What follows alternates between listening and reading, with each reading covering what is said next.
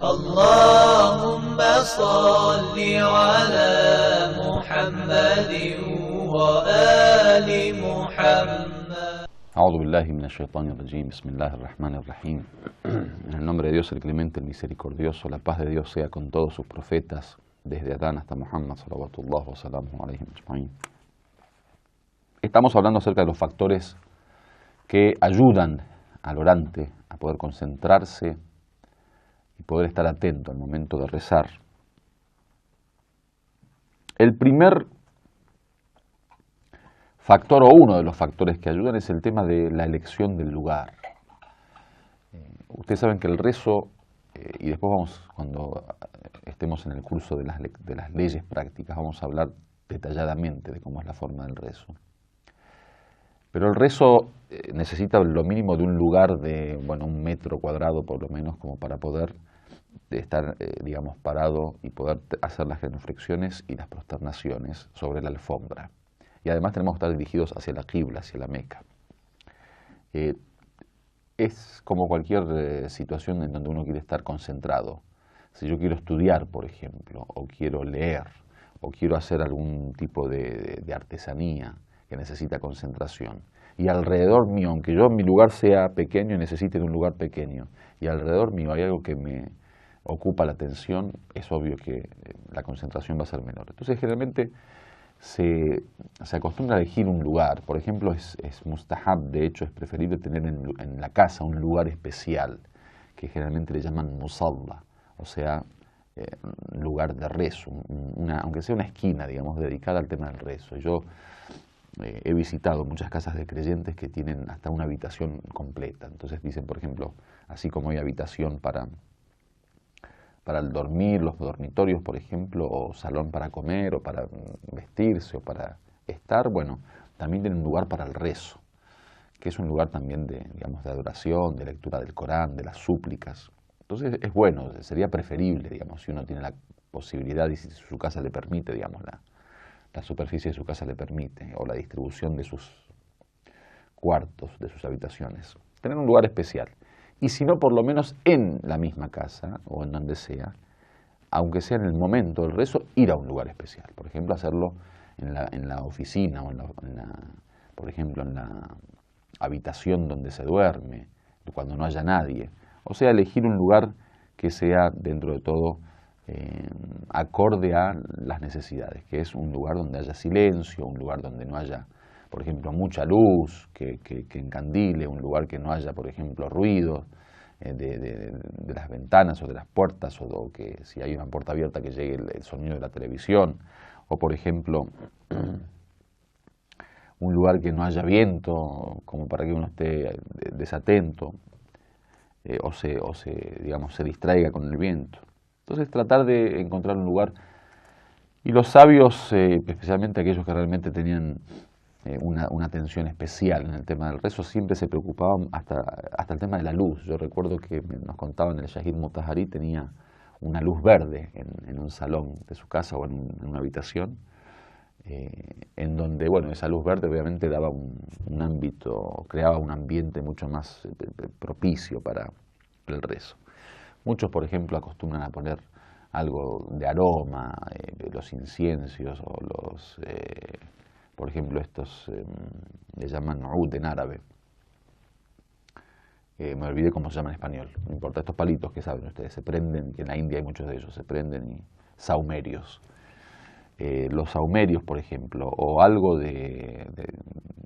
no sé, de cualquier tipo de estas, digamos, vegetales, o estas hierbas que se utilizan generalmente, que en los países islámicos se venden, digamos, como algo muy normal porque todo el mundo lo usa, y especialmente los viernes, por ejemplo, prenden en la casa, que eso además no solo es bueno para el tema del rezo, sino que es bueno en general, digamos, para las casas, para poder tanto dar aroma como para poder, bueno, en las creencias populares hay muchas cuestiones que se hablan de eso, de que espanta espíritus, genios, bueno.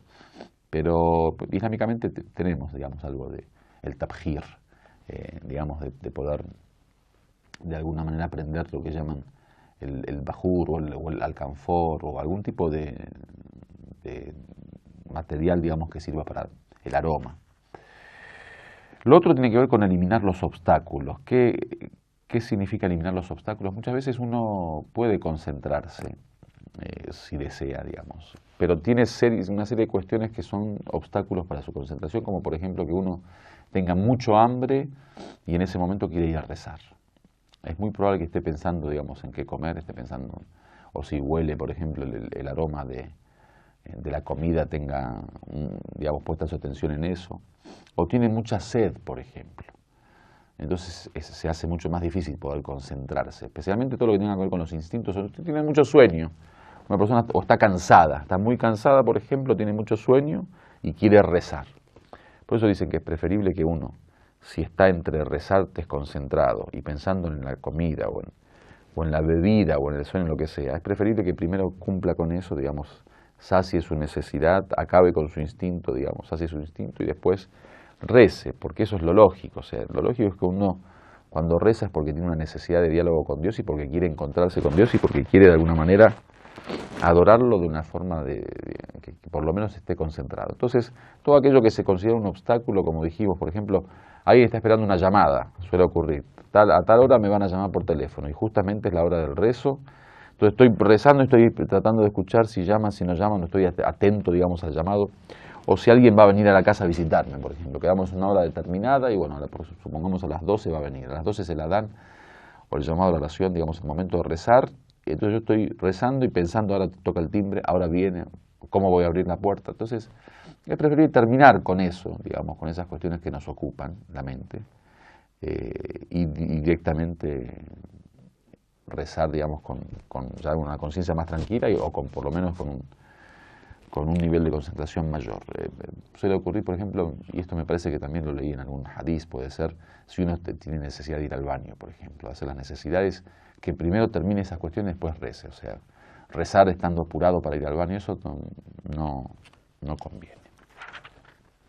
El tercer punto tiene que ver ya no con una cuestión práctica, digamos, o como diríamos, operativa, de hacer algo antes del rezo, sino tiene que ver con una cuestión interna de purificación y de desarrollo espiritual, que es el fortalecer la fe en Dios y fortalecer el conocimiento que tenemos de Dios y fortalecer esta relación con Dios, que eso es importante, porque al fin y al cabo si nosotros entendemos el rezo como un contacto con Dios, diríamos como un llamado a Dios, lo llamamos para que esté con nosotros, no para que esté con nosotros porque está con nosotros, para que nosotros lo sintamos, digamos, con nosotros.